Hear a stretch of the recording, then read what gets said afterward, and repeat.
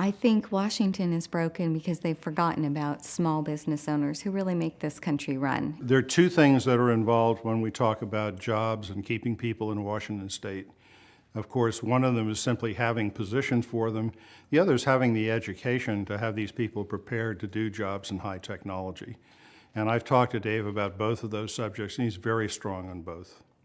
Well, it's hard. I'm a small business person, so I would rather have the money and be able to invest in my own business rather than to pay taxes. Because once I can invest in my own business, I can grow my business. And when I grow my business, then I'll have more money to pay more taxes.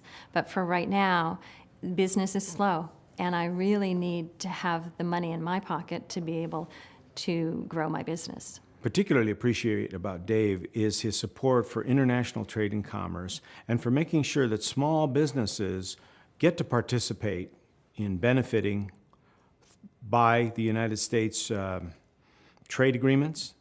He makes it a point to understand that international trade is not just for big businesses, it's for small businesses as well. It's very important to continue to develop the technology in this country. Yeah, being a small business owner today is very challenging at best. One of the challenges that we affect is there's just no predictability. We don't know what's going to happen. We have seen in my construction business, commercial construction business, a drop of 50% in revenues, which has affected, obviously, our bottom line and our payroll. For the first time in 30 years, I had to lay people off last year, which was really difficult for me. The new regulations enacted by the Democratic Congress has been devastating for our business. The lack of credit has actually brought us to a halt. We cannot proceed on new projects. And not only we can proceed with new projects, new homeowners cannot buy any new homes because of lack of credit.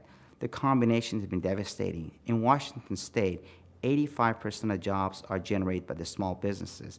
If we don't pay attention to the small businesses' needs, there's not going to be any recovery because 85% of the jobs come from small businesses.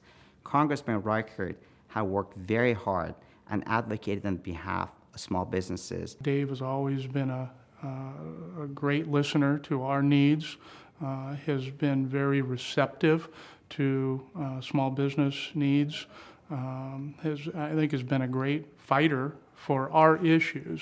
And, I'm talking about, the companies that are less than 40 people in there. And so he's been very effective in helping us out. If we have an SBA issue, he's been able to deal with that, to cut the bureaucracy and the red tape to allow us to do what we do best, and that is create jobs.